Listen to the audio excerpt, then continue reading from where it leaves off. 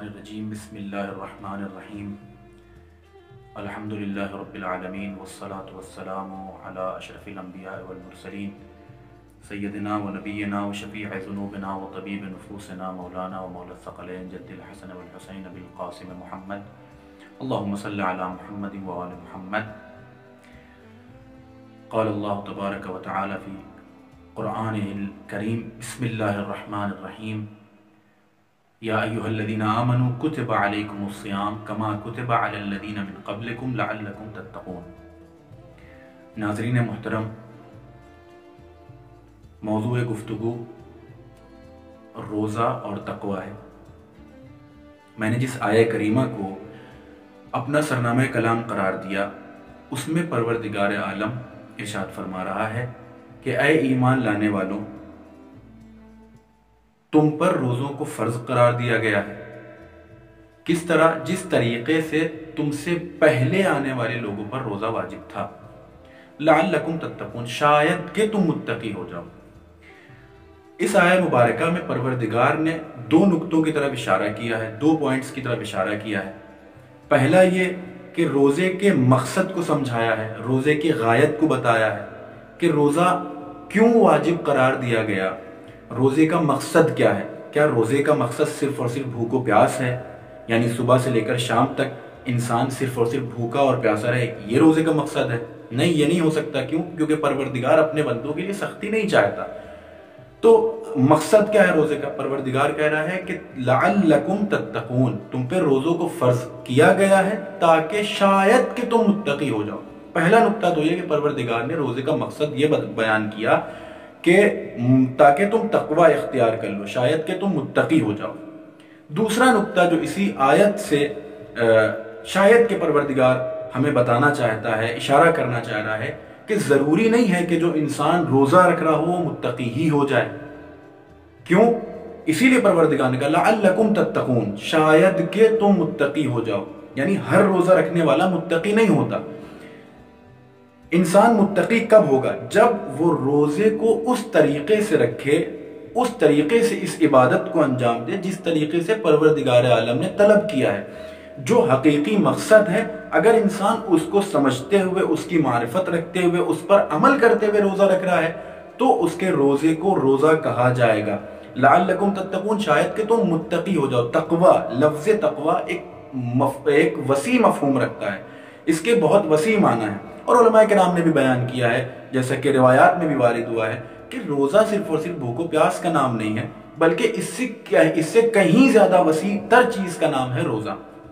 तक़वा जिसके माना है बचना, तक़वा जो लफ्ज़ विक़ाया से निकला है, इसके माना है बचना। बचना किस चीज़ से? बचना हराम कामों से। हराम काम क्या है? सूदखोरी से बचना, ज़िनाकारी से बचना, गाली गलौज से बचना, और इसके अलावा जितने भी मुहर्रमात शरीयत ने बयान किए हैं उन तमाम चीज़ों से बचना, यह है तक़वा। जब इंसान रोज़ा रखते हुए इन तमाम बातों की तरफ मुतवज्जे होता है तो उसे कहा जाता है कि हाँ, ये रोज़ेदार है, इसने रोज़ा रखा है और वही रोज़ा काबिल कबूल भी है। और बड़ी कलील सी मुद्दत है आपके सामने आने की, तो वो चंद रिवायात कि जो इसी माना को बयान कर रही हैं आपके सामने बयान करके अपने तकरीर को ख़त्म करना है। इसी बात को आगे बढ़ाते हुए, इसी मफहूम को समझाते हुए नबी करीम सल्लल्लाहु अलैहि वसल्लम से एक रिवायत है कि नबी करीम ने देखा कि एक खातून है जो रोज़ा रखे हुए, लेकिन रिवायत में जो लफ्ज़ आया तसुब्बुल जारिया, वो अपने पड़ोसी को गालियां बक रही है।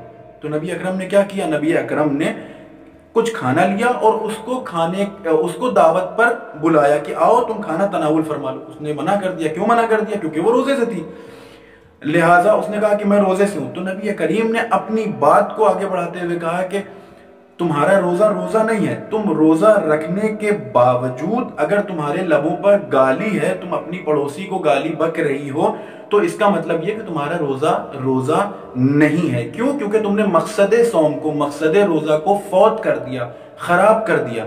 रोज़े का मकसद ही है कि इंसान को चार्ज किया जाए, इंसान को अच्छाइयों की तरफ लाया जाए। तो ये माह मुबारक है रमज़ान हमारे लिए एक मौका है कि जिसमें इंसान अपने आप को प्रिपेयर कर सकता है, तैयार कर सकता है, आमादा कर सकता है तमाम तर बुराइयों से बचने के लिए। बहुत सारे इंसान कहते हैं भाई हमारी तो ये आदत हो गई है, हम ये काम मुझसे नहीं छूट रहा है। तो परवरदिगार ने ये एक मोहलत दी है, 1 महीना। इस 1 महीने में रोजा रखो, रोजा रखने के बाद महसूस करो वो तमाम चीजों को, मारिफत हासिल करो उन चीजों की जिन चीजों को तुमसे करने के लिए कहा गया, वाजिब करार दी गई, और जिन चीजों से मना किया गया। और इसीलिए मेरे उस्ताद मोहतरम ने मुझसे बयान किया कि इस मोहलत में, इस माह मुबारक में एक वक्त ऐसा रखो कि जिसमें सिर्फ और सिर्फ तुम हो और परवरदिगार हो, और उससे अहद करो परवरदिगार आलम ये काम आज से हम नहीं करेंगे, और उसके बाद फिर उस काम को हमेशा के लिए तर्क कर दो। इसी मौजू को आगे बढ़ाते हुए एक रिवायत आपके सामने बीबी ज़हरा सलामुल्लाह अलैहा फरमाती हैं कि मा यसनाउस साइम बिसियामिही, कि रोजा रखने वाले ने रोजा नहीं रखा, अपने रोजे से कोई काम अंजाम नहीं दिया। कब? इज़ा लम यसुन लिसानुहु व समअहु व बसरहु व जवारिहु, अगर उसने अपने आज़ा व जवारे को, अगर उसने अपने कानों को, अगर उसने अपने आंखों को हराम कामों से नहीं बचाया तो उसका रोजा गोया के रोजा नहीं है। और इसी तरीके से एक रिवायत है, एक दुआ है कि जिसमें इमाम ज़ैनुल आबिदीन अलैहिस्सलाम इसी माह मुबारक में एक दुआ करते थे कि जिसका मफहूम आपके सामने, जिसके कुछ अल्फाज आपके सामने पेश कर रहा हूं। मौला फरमाते हैं कि परवरदिगारा वअइन्ना अला सियामिही बिकफ्फिल जवारिह अन मआसी, कि परवरदिगार आलम मेरी मदद फरमा कि हम अपने आज़ा व जवारे से तेरी मासियत ना करें।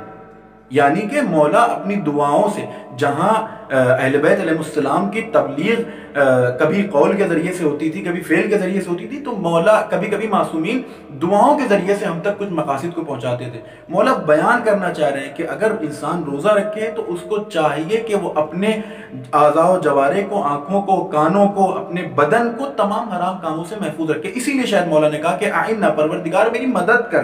किस चीज से मदद कर? कि मैं अपने आज़ा व जवारे से तेरी मासियत न करूं। उसके बाद मौला फरमाते हैं कि वह इस्तेमालुहा फीहि बिमा युर्दीक, कि हम अपने इन्हीं आज़ा व जवारे को इस्तेमाल करें उन कामों में कि जिनका तूने हमें हुक्म दिया है और जिससे तू राजी होता है। तो इस छोटी सी दुआ से, इस छोटे से कलमे से, इस एक कलमे से, इस एक जुमले से ये वाज़ेह होता है कि रोज़े का मतलब यह है कि हम अपने आप को तमाम तर मुहर्रिमात से, यानी हराम कामों से बचाएं और वाजिब कामों की तरफ बढ़ें, आमादा हों। और परवरदिगार आलम से दुआ है, परवरदिगार हमें इस माह मुबारक में तमाम तर गुनाहान सगीरा और कबीरा से निजात दे, बचाए, और हमें इस काबिल बनाए कि हम उसकी इबादतें उस तरीके से अंजाम दे सकें जिस तरीके से अंजाम देने का हक़ है। व आखिरु दावाना अनिल हम्दुलिल्लाहि रब्बिल आलमीन।